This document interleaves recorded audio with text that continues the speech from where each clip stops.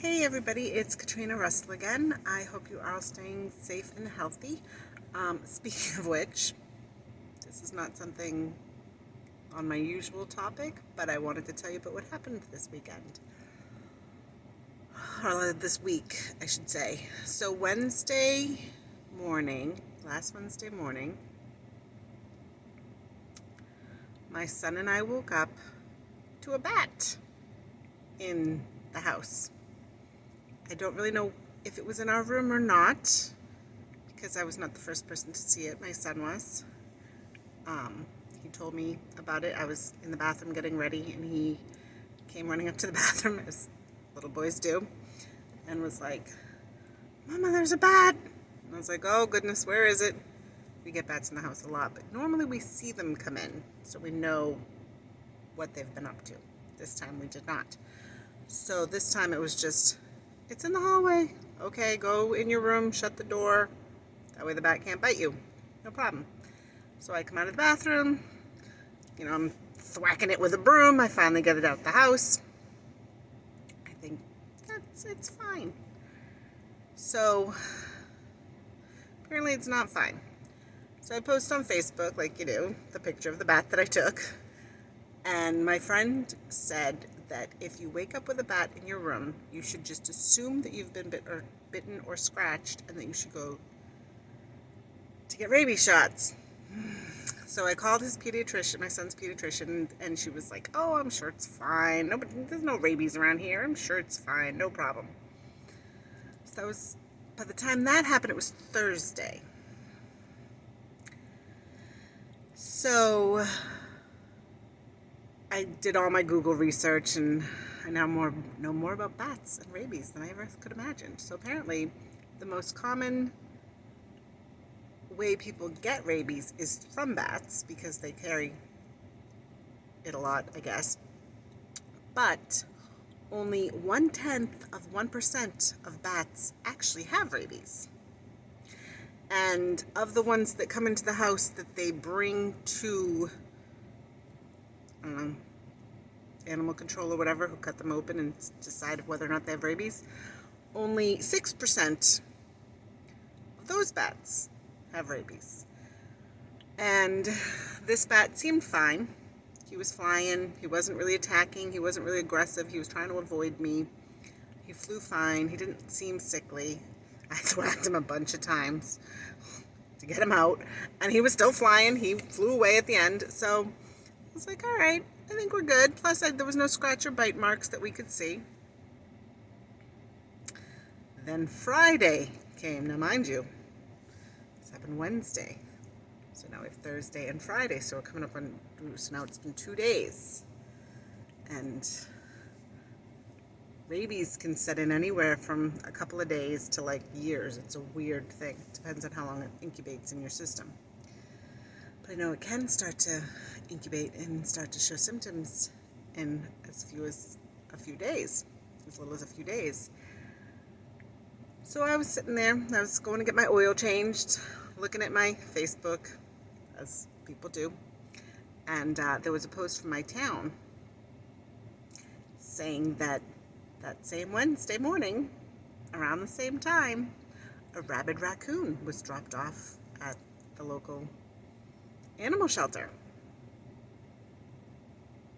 So rabies is now in my town the same week, the same day that a bat flew into my house. And we don't know how long it was there. And we don't know if it landed on us and just like sat for a second and then flew away, and it's enough to do just a little bit of a scratch. So now we're coming up on day 3, and I'm freaking out.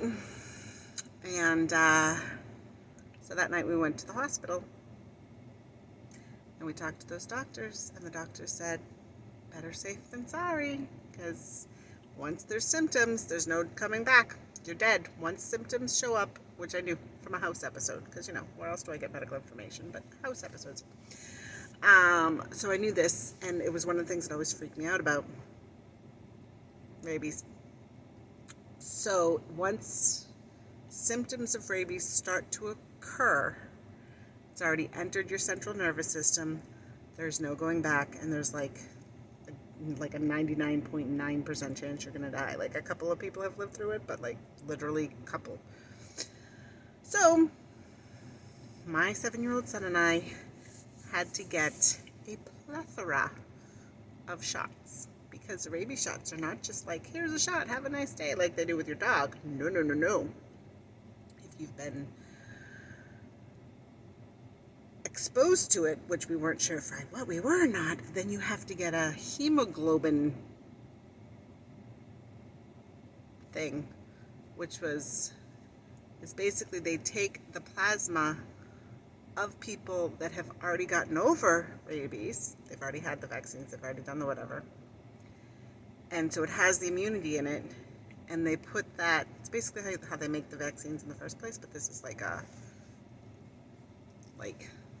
condensed version. So, not corona, just a cough. Anyway, so they take the plasma stuff and they make this hemoglobin stuff so that there's antibodies that get put into your body to fight off if there's any rabies in your system. So, and again, only can be done before you're seeing symptoms. If you've seen symptoms, get your will ready because you're dying. It's very pleasant. So my son needed like 4 shots and I needed like 6 shots and 6 shots? No, 7 shots, whatever. I needed a bunch, he needed a bunch. It was crazy. It was a lot of shots. Thankfully they used like the little butterfly needle so it didn't hurt that much, but that means it took even longer to like the stuff in. Not a big needle fan. But when you're sitting there with your kid going, no, it's fine, it's gonna be fine, honey, you can do this, it's fine, I'm not gonna pass out, it's fine. It's not fine, but it is, because you gotta do it. So I just wanted to do like a little PSA. Summer's a time when bats are out. You never know what kind of rabies are in your area. And once, like I've said, once symptoms occur, there's no going back. There's like a 99.9999 chance of dying. So, yeah, so that was my weekend. So here's the thing. Not only did I have like those 6 or 7 shots, and my kid had those 4 shots on Friday. It's like a booster series. So this morning I had to go back and get one. And Friday we're going to have to go back and get one. And then next Friday we're going to have to go back and get one. So we're basically walking pincushions right now. It's great. And it's